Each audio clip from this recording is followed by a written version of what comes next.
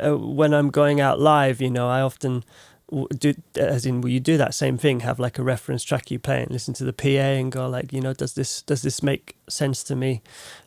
What I'm hearing there. So like that's interesting to me from like studio and live, because people are often like, oh, I have no clue, or there's such different worlds, but I feel you're always trying to conceptually achieve the same thing. Really, you're trying to make the listener have an emotional experience and a reaction to something they're listening to, and maybe the tools or the processes that you achieve that differ across the different worlds, but the end goals are the same.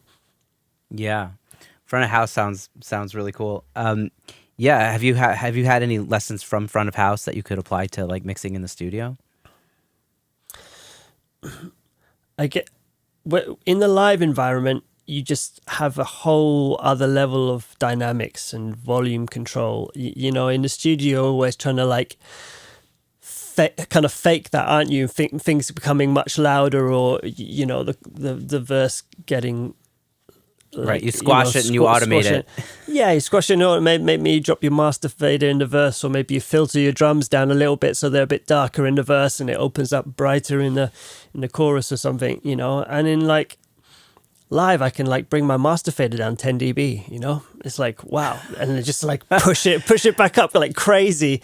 That's awesome. I have there's a song on the Smile record called The Same, and I basically start that so quiet that the audience can barely hear it. It's like probably hovering somewhere down at like 82 dB, which sounds loud in the studio, but like, at live, it just causes the whole room to shush.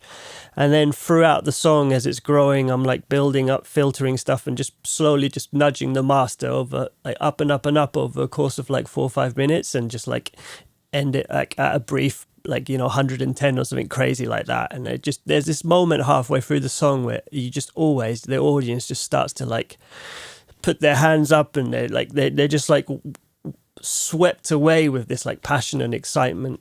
And so I've been trying to think of how I can kind of incorporate that in my studio mixing as well, and try and kind of bring people along like that in the same way.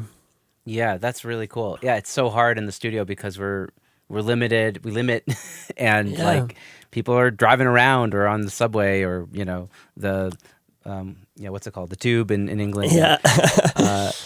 So it's you gotta bring you have to have that sort of normalization thing. But yeah, absolutely. And it's really it is a bummer because you can't get the full dynamic range, and that is so powerful. Yeah. Yeah, that's 10 dBs. That's a lot of gain in a live, Yeah. That's crazy. Yeah. Thanks for sharing that. That's really neat.